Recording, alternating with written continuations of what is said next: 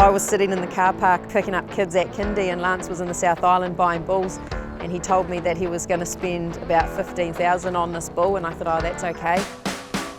And then the next message said 41,000, and I nearly choked because we had just bought this farm. That was our first bill.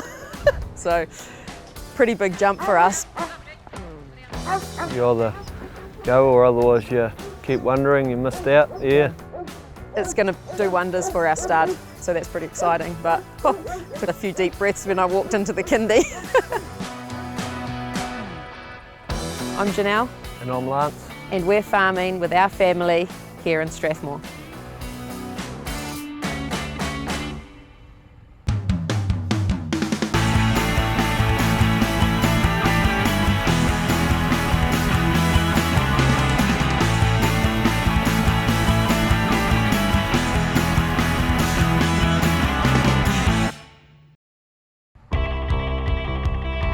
We're farming roughly 1,900 hectares over 3 different blocks.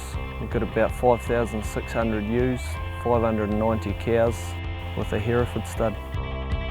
This is sort of like the breeding block here. The new bit round the road will be the Angus breeding block.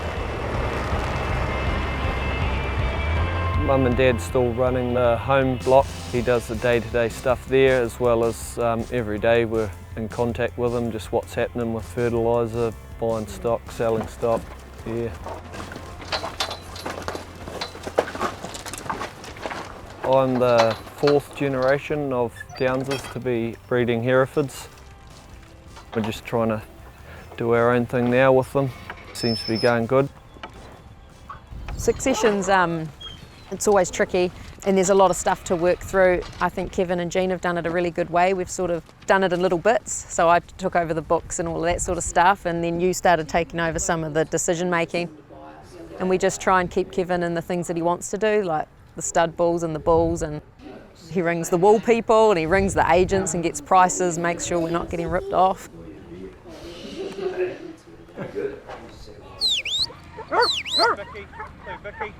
It's a big thing, letting someone else taking over, and especially being in charge for so long, doing everything, and then all of a sudden someone else is making the decisions. I could imagine it's pretty hard, but you'll never get Kevin out of it, even if you tried.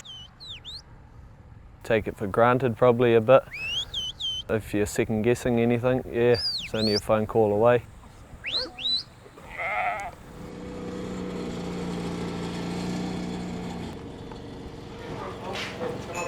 Pull that dog out.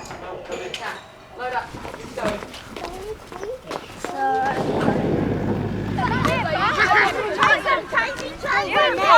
The Douglas Kids Club was, we were yakking, me and Laura and another couple of mums. We were talking about how the kids sort of miss out in these rural areas because it's so far to drive them into town. You can't just nip them down the road for swimming and gymnastics and what have you. So we just sort of started with let's do something on a Thursday. We started with wrestling, so we borrowed some mats. All of a sudden we had 25 kids there. Grab an arm, reach under, grab an arm.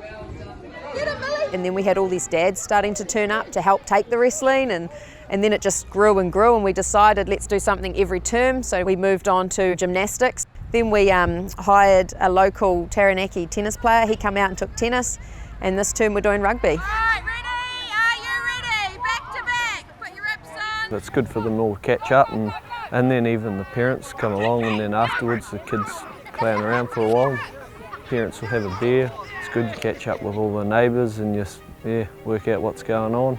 You don't have to go to town, you don't feel like you have to have a shower or get dressed, you just rock on up, lend a hand, and there's no expectation, it's just all easy. Getting dads off the farm makes a difference, I think.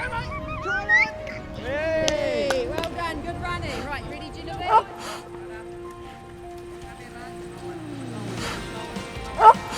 We're so lucky. I wake up every morning, I look out here, and I think, how, but we're doing that every day. Our kids just have no idea how lucky they are. They just have the most incredible lifestyle. We're just so lucky to be able to provide that for them, eh? Yeah. I don't think we're missing out on much.